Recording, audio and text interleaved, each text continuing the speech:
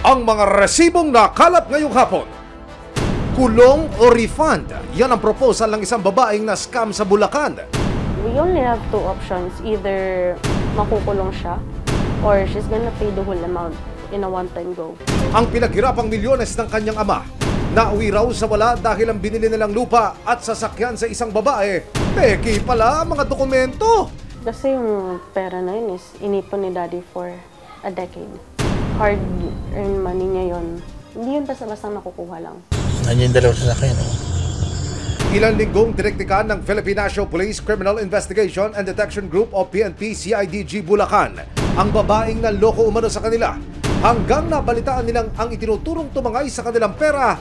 Road to happily ever after na pala ang soon-to-bride all dressed in white. Magiging soon-to-be prisoner in orange kaya? Tulungan po ako, nakikiusap po.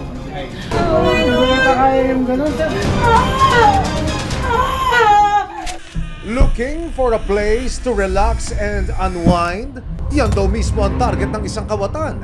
Ang kanyang modus, mag-book sa mga staycation unit, hindi para mag-relax, kundi para magnakaw. Nawala na po yung PlayStation. Kung sa inyo, anong nakuha? Dalawang switch po. Tapos may speaker. Sa amin naman, sir, yung TV na 55 inches. Hanggang sa kanyang latest vacay sa Rizal, nangati raw ang mga kamay ng suspect. Sa selda na kaya susunod na mag-check-in ang itinuturong salarin. Anumang reklamo, bibigyan tugon. Bawat hiling at problema, hakanapan ng solusyon. Ito ang bago ninyo sa Digan, hindi palalampasin ang mga tiwali at maling gawi. Dito, walang ligtas ang abusado at lalong walang lusot ang may atraso. Dahil ang lahat, hahanapan natin ng resibo. Pagkatapos ako po si Emil Sumangil. Kwento ni Danica, hindi niya tunay na pangalan sa isang driving school na kilala ng kanilang pamilya si Jane. Hindi niya rin tunay na pangalan. Namit namin 3D driving school kung saan nag-inquire si Daddy. Nag-aaral pa po ko as college student. Ayon sa biktima, talaga nga namang mapapasana all ka sa tactics na ginawa ni Jane. She always brings me out. Kala ko someone trusted. Kasi lagi siyang, sige, tutulungan kita. Hanggang isang araw, aba ang ate mo may proposal. Ang pera ni Danica tutubo raw ng 10% kapag ininvest sa kanyang pautang business. Okay, we agreed, we funded. Tapos nag-start siya sa pautang. Pero di pa pala doon sa pautang scheme nagtatapos dahil one day, isinanla naman niya kina Danica ang ilang sasakyan. May magsasanla ng motor. Nagpakita siya ng picture ng ORCR. After nun, another motor ulit. And ang final offer, hindi lang motor o sasakyan, bigger, wider, with plenty of rooms, lupa at bahay na ang isinanla niya kay Danica. Merong bahay sa Santa Maria na eto sinasanla sa atin. Kailangan daw nung may-ari ng lupa ng pera kasi may cancer or may ooperahan. Ang lupa nakapangalan naman sa pamilya ng isang Ryan, pero sa tuwing imimit daw si Ryan kasama si Jane para sa bayaran, lagi raw itong no-show. Ang billing kasi ni Daddy, every time na magpapadala siya, is kausapin ko daw yung may-ari ng lupa. Ang nangyayari lagi niya, wala si Ryan, busy si Ryan. Pero isang araw, bigla raw may ipinakilala si Jane. Ang mamang ito raw ang may-ari ng lupa na si Ryan. May pinakilala siya sa akin, Guy. Ito yung may-ari ng lupa. Dahil dito natuloy ang bayaran sa house and lot. Pagka-uwi ni Daddy, gusto puntahan ni Daddy lupa. Doon na siya, hindi siya nagbibigay ng exact location. Dahil na rin sa pangambay, pina-verify nila ang lupa sa Land Registration Authority. Dito na sila nagulat dahil ang hawak nilang titulo, peki pala! Wala rin ang motorsiklo na isinanla sa kanila. Abangan mamaya! Sigaw ng mga biktima, itigil ang kasal! Tulungan po ako, nakikiusap po.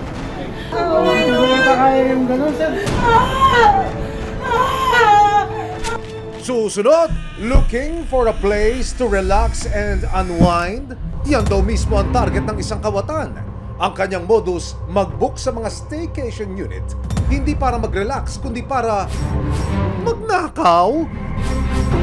May aksyon, may ebidensya, resibo, walang lusot ang may atraso.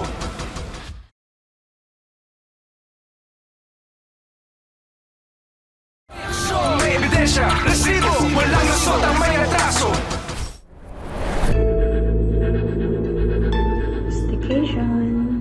Sa Sa cellphone video na ito, makikita ang maayos at comfy na unit ni Dolores. Hindi niya tunay na pangalan. For rent daw ito sa halagang 2,000 pesos a night.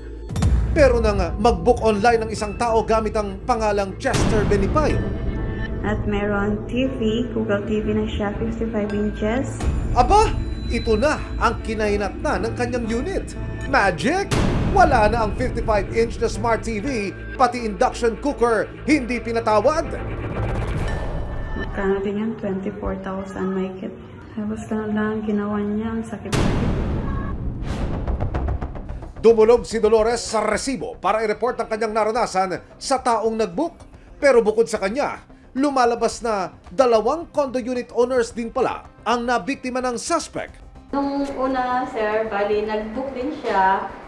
Mayroon din kami reservation na 500 para sa susi.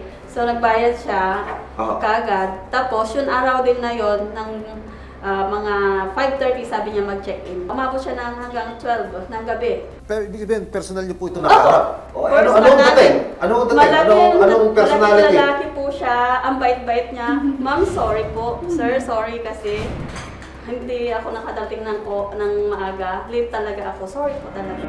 Nanghihingi na ni Dolores ang bayad para sa 2-night stay sa kanyang unit. Ito na ang tumambad sa kanya. Nowhere to be found na ang suspect at maging ang ilan niyang mga gamit. Yung TV na 55 inches at saka yung induction cooker. Ang laki ho nun, 55 inches. Paano ho yun nanakaw? Mayroon lang ipipihidin po sa baba na ibababa po yun. Marunong po siya. Alam na niya lahat. Anong papakiramdam niya? Mahal nun na, 55 inches. Nanginginig ako, magagalit, maiyak, hindi ko maintindihan. Isinama kami ni Dolores sa unit kung saan nagstay ang suspect. Ma'am, ano yung nakalagay dyan dati? TV po na 55 inches. Galo or worth for me? 27,999 na. 8,000. Pero napag-alaman ng resibo na hindi lang pala si Dolores ang nabiktima ng suspect, maging ang mga unit owner na sina Leia at Karen, hindi nila tunay na mga pangalan. Nakatransaksyon din ng suspect sa parehong petsa. Wow! Condo hopping! At maging sila, pinagnakawan din daw ng tinaguriang kawatan. Pero sa pagkakataong ito, nakuna na ng video ang lalaking nag-check-in sa mga staycation unit. Susunod! Sino nga ba ang bakasyonista/magnanakaw umano na ito? Sa selda na kaya ang susunod niyang staycation? Sigaw ng mga biktima, itigil ang kasal! Magsaran na. Kasal ko po ito, namigilot naman po ako. Hindi pa kaya yung ganun, sir. Aksyon, may ebidensya, resibo, walang lusot ang may atraso.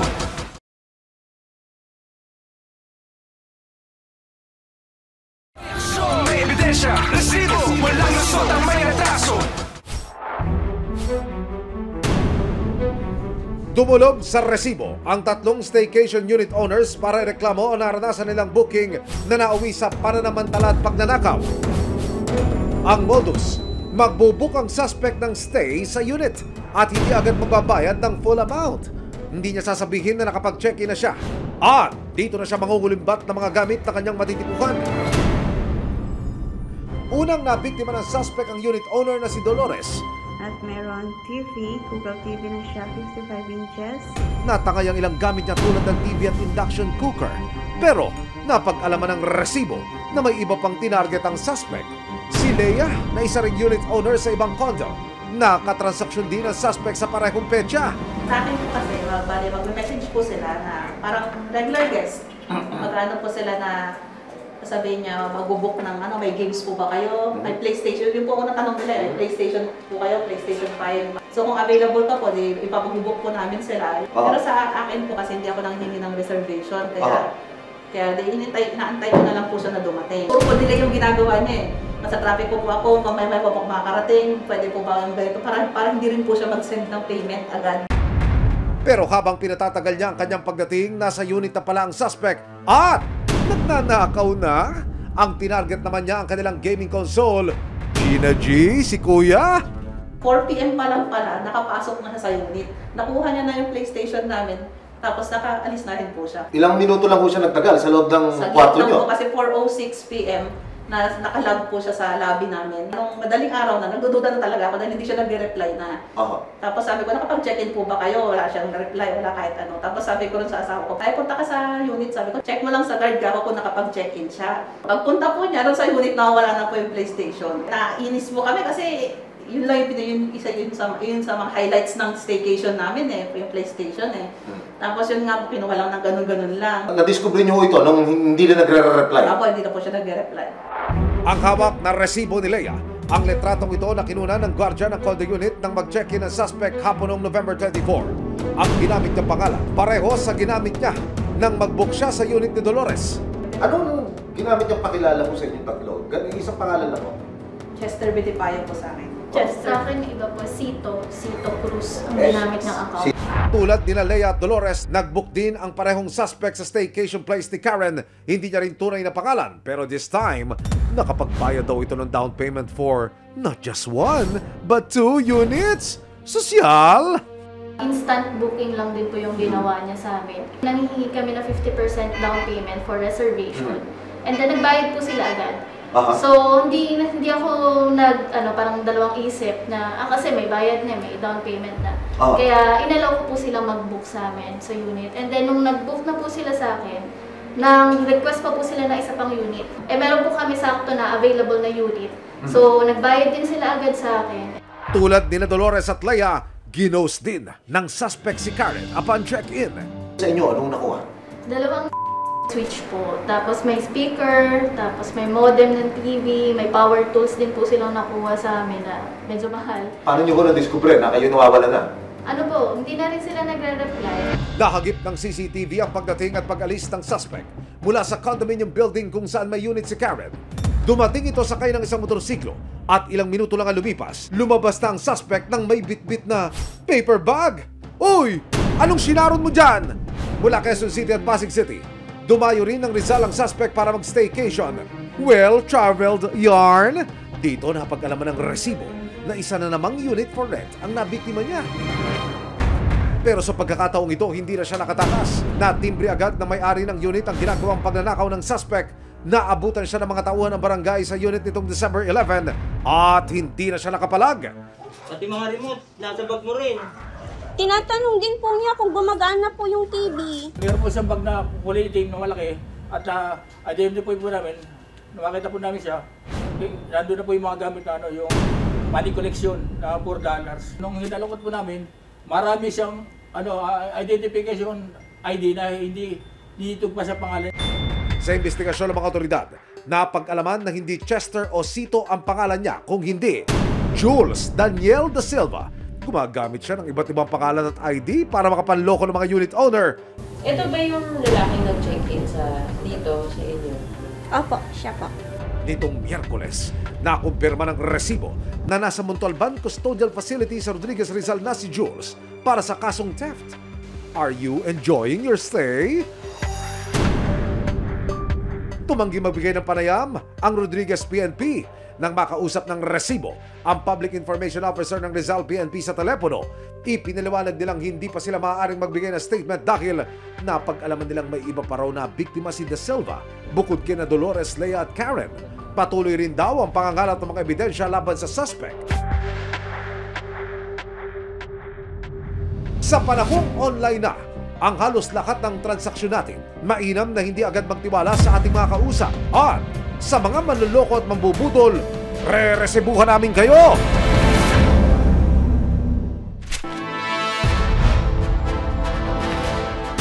Isang bride-to-be sangkot sa milyong-milyong estafa case? Sa isang victims niya, more or less mga 5 million. Sa isang victim lang yon. Nung tinignan namin, siguro hindi bababa ng 10 yung mga naging biktima niya. As per checking nung sa pinsan ko, iba daw ang may-ari ng lupang pinuntahan namin. And hindi daw siya binibenta. Suma total, aabot daw ng 5 million pesos ang ininvest nila sa suspect. In total, 3 vehicles, isang bahay, tapos 3 lupa. Parehas kami nag-suffer sa depression ni Daddy. Pero ang saddest part kasi doon, si Daddy mag-isa lang. Nagsampa ng kasong estafa at falsification of documents si Danica laban kina alias Jane at alias Ryan noong 2022. At ngayong taon, lumabas ang 6 na warrants of arrest laban sa mga suspect. Actually, ang information na na-receive namin, nasa bahay lang siya. And hindi siya lumalabas ng bahay. Base na rin sa records ng mga pulis, aba, si ate, hindi pala nadadala. Nang biktima na siya not once but twice. Nagkaroon din siya ng same case or warrant of arrest for the violation of STAPA in 2020. However, ginawa pa rin niya. Nito lamang December 1, ikinasal ng PNP CIDG Bulacan ang isang entrapment operation para mahuli ang suspect. Pero ang suspect natiktikan sa araw mismo ng kanyang kasal. At ang isa pang suspect na si Ryan, abay naman daw. Yung lalaki is accordingly, siya yung accomplice nung principal suspect. Ang CIDG Bulacan, huhulihin na ang suspect na madulas at mahusay daw sa hide and seek. Pero ang catch, sa kanyang mismong wedding day. Kasal niya, no? Kasal niya this day. Accordingly, ay isa sa mga abay, no? So, secondary target natin siya. Here comes the bride, Este! Here comes the police! Dinokumento ng PNP CIDG ang aktwal na pagdakip sa mga suspect. Narito po makikita ang video. Sinimulang i-record ito habang dahan-dahang naglalakad ng mga pulis papasok dito po sa Events Place. Maya-maya pa, sa loob ng isang multi-purpose function hall na ito, makikita ang isang babaeng nakatrake de boda. Ito na ho pala ang subject ng police operation. Siya mismo ang sisilbihan ng warrant of arrest. May way pa to para pwede ibang ibayaran agad yung bill nito? Aayusin naman namin. Kasi wag naman ngayon, please. Sa video mula sa CIDG, makikita ang pagmamakaawa ng pamilya ng suspect na kung pwede sana'y the kasal must go on. Nakikiusap po ako kahit after ng wedding. Yes, ma'am. Hindi po ba pwedeng teka lang. Nakikiusap naman kami, tapusin lang. Pero sana yung okasyon naman tayo. Alam niyo pala, dapat binay-verify niyo lagi sa Hindi namin alam mo meron. Wala sinasabi sa korte. Any time of the day and night. Para kang pares yan, ma'am. Bakit po ako nakikiusap po? Nagsara na po. Nagsara ko po ito. Nakikiusap na po ako. Maya-maya pa sumugod ang isang babae na kanyang nabiktima.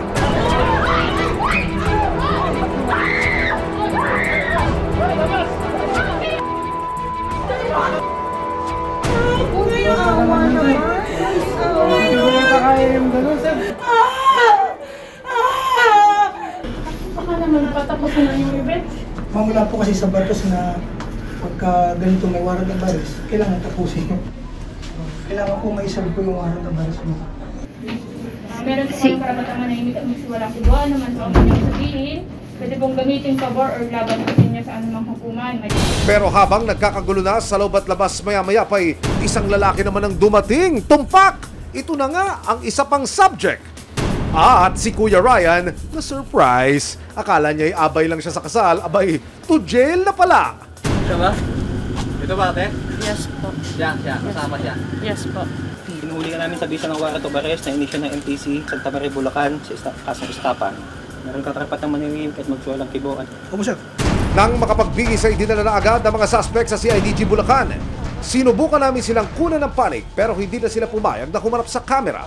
Nakaharap sa patong-patong na kaso ng estafa at falsification of public documents ang dalawang suspect. Kasi meron siyang mga documents na pinapakita sa mga victims na falsified. Ibig sabihin, hindi legit yung mga pumirma doon. Pansamantalang nakalaya ang dalawang suspect nitong December 4. Nagbase sila nga doon sa charge na 4 counts of estafa and 2 falsified documents.